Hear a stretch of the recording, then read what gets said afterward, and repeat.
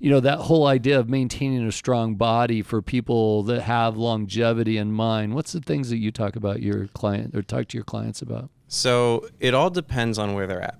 If they have never worked out before and they're starting to lose muscle and they're really worried and they start recognizing their bone mass is decreasing, it's like, oh, I really need to address this now.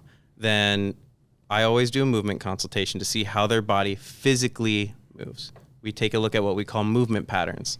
How is the shape of the body moving so that we can prevent injury if you don't have any pain, or if you do have pain, the body will tell me how it's compensating so we can correct it.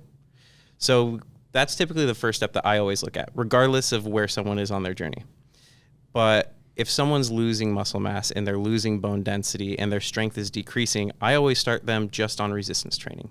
And I will never say that I am for free weights over machines or one versus the other because they're tools. Everything in our world is a tool in order to achieve something.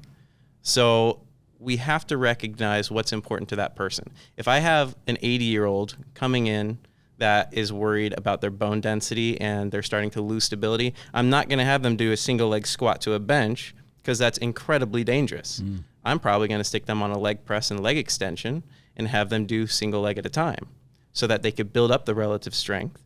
And then we'll do recognizing movement patterns and see how their body's moving to see if they've built up the strength to now do a single leg squat free weight. So we'll progress into it.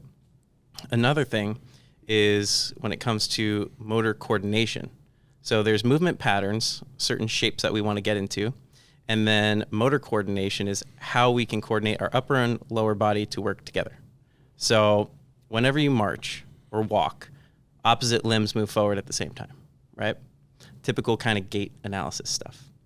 But a lot of people, when I ask them to march in place, they will go same side at the same time, right arm, right leg. And I call them movement monsters. Man, it's scary how many people cannot coordinate their body when we really need to dial that in. So we start moving in these really more natural ways so that we can teach how to apply force into the ground in a very safe and effective manner. We teach how to move in multiple directions so that if they have that risk of falling and they don't really know how to coordinate their feet and their upper body together, well, we just taught that. How do you move to the side? How do you cross over? How do you march forward? How do you go from a high surface to a low surface to a high surface? So there's different types of patterns that we can recognize in the everyday world and then train it inside of a weight room.